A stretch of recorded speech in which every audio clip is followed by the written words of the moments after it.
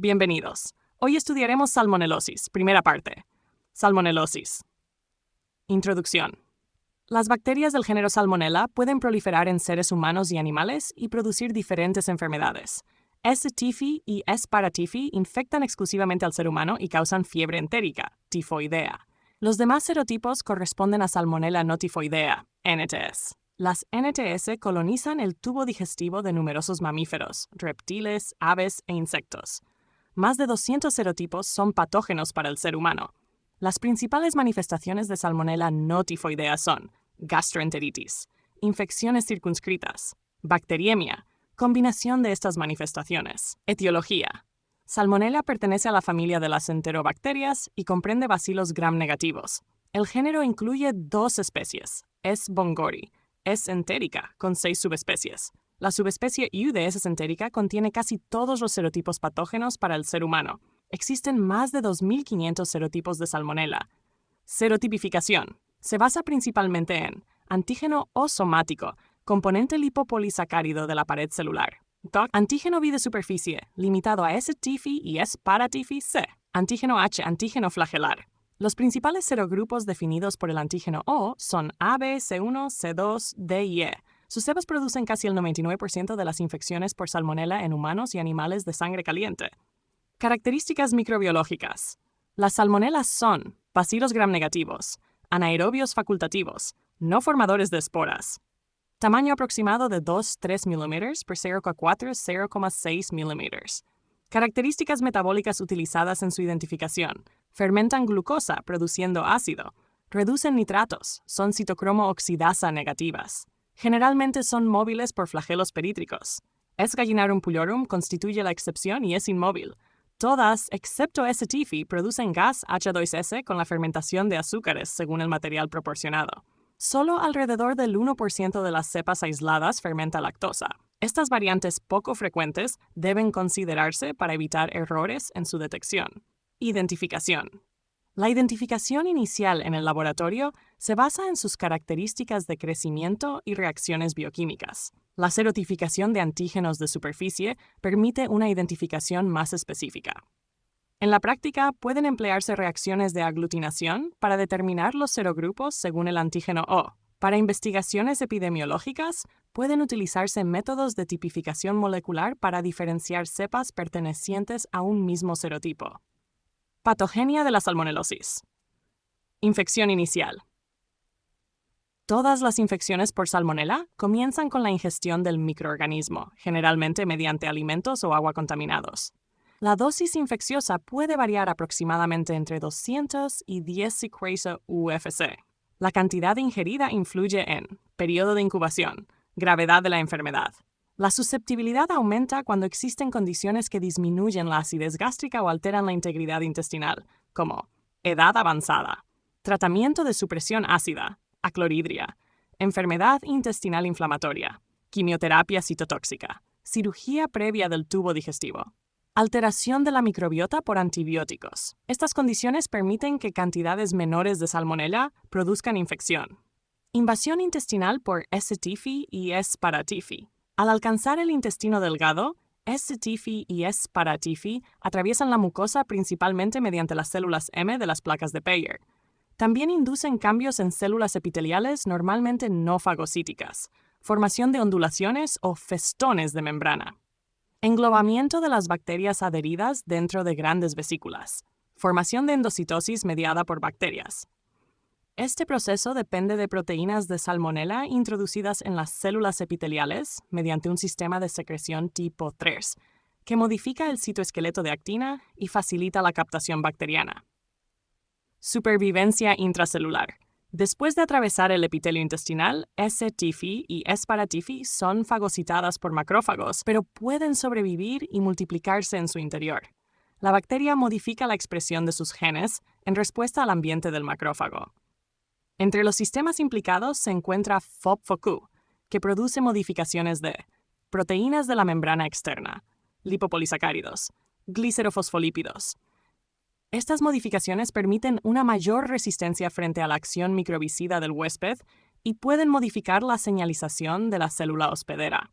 Salmonella posee además un segundo sistema de secreción tipo TERS, que transfiere proteínas bacterianas desde el fagosoma hacia el citoplasma de la célula hospedera. Este sistema remodela las vacuolas que contienen salmonella, favoreciendo su supervivencia y replicación intracelular. Diseminación de la salmonelosis tifoidea. Las salmonelas tifoideas se diseminan dentro de los macrófagos por vía linfática y colonizan tejidos del sistema retículo endotelial, principalmente hígado, vaso, ganglios linfáticos, médula ósea. Durante la fase inicial de incubación puede haber pocos síntomas o ausencia de síntomas. Cuando aumenta la cantidad de microorganismos, sus productos son reconocidos por receptores del sistema inmunitario innato, estimulando la producción de citocinas por macrófagos y células epiteliales. Esto contribuye a los síntomas y signos sistémicos, incluido el dolor abdominal. Respuesta inmunitaria y placas de Peyer. Con la evolución de la infección puede aparecer hepatoesplenomegalia, relacionada con reclutamiento de células mononucleares, desarrollo de una respuesta inmunitaria adaptativa de tipo celular, específica frente a S-tifi. La acumulación de células mononucleares y linfocitos en las placas de Peyer puede persistir durante varias semanas y provocar aumento importante del tamaño de las placas de Peyer. Necrosis de la mucosa. La lesión probablemente está mediada, al menos parcialmente, por prostaglandinas, que favorecen la muerte celular y la respuesta inflamatoria. Muchas cepas de S-tifi producen además una toxina que probablemente participa en síntomas sistémicos, manifestaciones neuropsiquiátricas de la fiebre tifoidea grave. Salmonella no tifoidea. Existe una diferencia importante en la respuesta intestinal. Fiebre entérica. Predomina la infiltración de células mononucleares en la mucosa del intestino delgado. Gastroenteritis por Salmonella no tifoidea. Predomina una intensa infiltración de leucocitos polimorfonucleares, especialmente neutrófilos, en colon e intestino delgado. La respuesta inflamatoria de la salmonelosis no tifoidea está relacionada con la producción de interleucina 8, IL-8, potente factor quimiotáctico para neutrófilos. La degranulación de los neutrófilos y la liberación de sustancias tóxicas pueden lesionar la mucosa intestinal y producir diarrea de origen inflamatorio. Persistencia intestinal de Salmonella no tifoidea. La capacidad de Salmonella no tifoidea para persistir y competir con la microbiota intestinal también depende de su capacidad para utilizar tetrationato como sustrato metabólico en un ambiente microaerofílico. Durante la inflamación intestinal se genera tetrationato a partir de compuestos producidos por las células epiteliales, favorecido por las especies reactivas de oxígeno liberadas por las células inflamatorias. Fiebre entérica tifoidea. Definición. La fiebre entérica es una enfermedad sistémica caracterizada principalmente por fiebre, dolor abdominal. Es producida por la diseminación de Salmonella typhi, Salmonella paratyphi. La infección por S-ten typhi se denomina habitualmente fiebre tifoidea, mientras que la producida por S. paratyphi corresponde a fiebre paratifoidea. Epidemiología y reservorio. A diferencia de otros serotipos de Salmonella, los microorganismos responsables de la fiebre entérica, S. typhi, S. paratyphi A, B y C, no tienen otros hospedadores conocidos aparte del ser humano. Por tanto, la fuente de infección es una persona enferma o un portador asintomático crónico. Transmisión. La forma principal de transmisión es la vía fecal oral, generalmente mediante agua contaminada, alimentos contaminados por materia fecal procedente de personas infectadas o portadores crónicos. También se ha descrito transmisión sexual, especialmente mediante prácticas que facilitan exposición fecal. Infección ocupacional del personal sanitario o de laboratorio por contacto con pacientes infectados, muestras clínicas o cultivos. Factores de riesgo.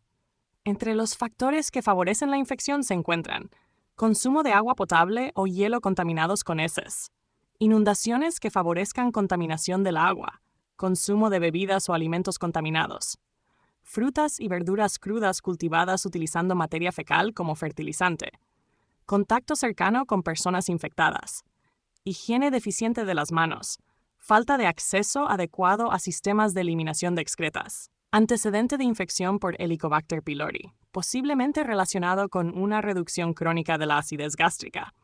En zonas donde la transmisión es elevada, la enfermedad es especialmente frecuente en niños y adolescentes.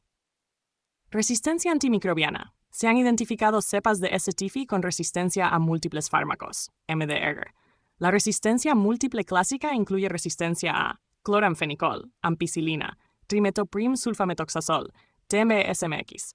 También se ha observado una disminución progresiva de la susceptibilidad a las fluoroquinolonas. Resistencia a fluoroquinolonas. La reducción de susceptibilidad o resistencia a fluoroquinolonas se relaciona principalmente con mutaciones cromosómicas. Determinadas cepas, como las pertenecientes al linaje H58, se han asociado con mayor resistencia a quinolonas, fracaso terapéutico con estos antibióticos, tal resistencia a ceftriaxona. También se han descrito cepas de S. stitifi con resistencia a ceftriaxona mediada por plásmidos, lo que constituye un problema adicional para el tratamiento de la fiebre entérica. Fiebre entérica, tifoidea, evolución clínica. Período de incubación. En la infección por S. stifi, el período de incubación habitual es de 10 a 14 días, con un rango aproximado de 5 a 21 días. La duración depende de tamaño del inóculo, estado general del paciente, estado inmunitario del hospedador. Manifestaciones clínicas. La presentación puede ser variable. Los dos síntomas característicos son fiebre y dolor abdominal, pero no siempre aparecen simultáneamente al inicio. Fiebre. Es la manifestación inicial más frecuente. Presente inicialmente en más del 75% de los casos. Habitualmente es prolongada. Puede alcanzar 38,8-40,5 babos. Sin tratamiento puede persistir hasta 4 semanas. Debe mantenerse una alta sospecha diagnóstica ante un paciente con síndrome febril compatible, incluso si inicialmente no presenta todas las manifestaciones clásicas. Síntomas frecuentes. Pueden presentarse cefalea, tos, diaforesis, mialgias, malestar general, odinofagia, náuseas, vómitos, diarrea, estreñimiento. El dolor abdominal se presenta aproximadamente en 30-40% de los pacientes. Para TIFI-A produce una enfermedad generalmente más leve que S-TIFI, aunque puede acompañarse de mayores manifestaciones gastrointestinales.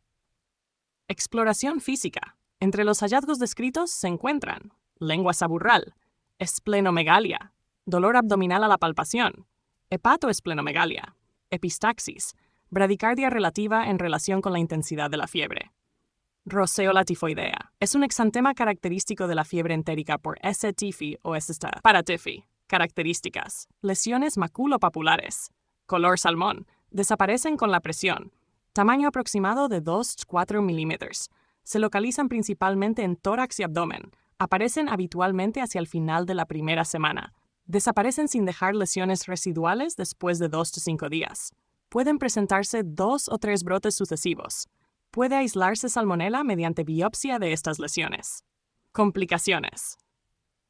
Las complicaciones se presentan especialmente en pacientes hospitalizados y pueden prolongar la duración de la hospitalización. Su aparición depende de factores relacionados con estado del hospedador, inmunosupresión, exposición previa, virulencia e inóculo de la cepa, elección del tratamiento antibiótico. Complicaciones gastrointestinales. Las principales son hemorragia gastrointestinal. Se presenta aproximadamente en 6% de los casos. Puede requerir tratamiento específico del sangrado y, en casos graves, intervención quirúrgica. Perforación intestinal. Se presenta aproximadamente en 1% de los pacientes y ocurre con mayor frecuencia durante la tercera y cuarta semanas. Se produce por hiperplasia de las placas de Peyer, ulceración, necrosis principalmente en la región ileocecal. La perforación intestinal requiere líquidos intravenosos, intervención quirúrgica, antibióticos de amplio espectro para cubrir la peritonitis polimicrobiana. Puede ser necesaria resección intestinal. Manifestaciones neurológicas. Pueden presentarse en aproximadamente 2-40% de los pacientes e incluyen delirio, coma, síndrome de Guillain-Barré, neuritis, manifestaciones neuropsiquiátricas. En casos graves puede presentarse el denominado coma con vigilia, caracterizado por conductas como tirar de la ropa de cama o intentar coger objetos imaginarios. Otras complicaciones son menos frecuentes y su incidencia disminuye con una antibiótico-terapia oportuna. Incluyen coagulación intravascular diseminada, síndrome hemofagocítico, pancreatitis, absceso hepático, granulomas hepáticos, hepatitis, endocarditis, pericarditis, miocarditis, orquitis, glomerulonefritis, pielonefritis, síndrome hemolítico urémico, neumonía grave, artritis, osteomielitis, endoftalmitis, parotiditis, recurrencia, Hasta aproximadamente 10% de los pacientes puede presentar una recurrencia leve. Características. Aparece generalmente durante las primeras 3 semanas después de desaparecer la fiebre. Habitualmente está producida por la misma cepa de Salmonella. Conserva un perfil de susceptibilidad antimicrobiana similar. Eliminación bacteriana y estado de portador. En pacientes no tratados, hasta aproximadamente 10% puede continuar eliminando S. typhi en las heces durante 3 meses. Entre 2 y 5% puede desarrollar un estado de portador crónico asintomático, definido por eliminación de S. typhi en heces u orina durante más de un año. El estado de portador crónico es más frecuente en mujeres, lactantes, personas con enfermedad de las vías biliares, personas con determinadas infecciones vesicales concomitantes. S. typhi puede persistir en la vesícula biliar mediante formación de biopelículas sobre cálculos biliares, invasión de las células epiteliales vesiculares. El estado de portador crónico se relaciona con un mayor riesgo de cáncer de vesícula biliar. Hasta aquí llegamos con la primera parte de salmonelosis. Espero que este contenido te haya ayudado a comprender mejor el tema. No olvides suscribirte para continuar estudiando y acompañarnos en la segunda parte de salmonelosis. Muchas gracias por tu atención. Nos vemos en la segunda parte.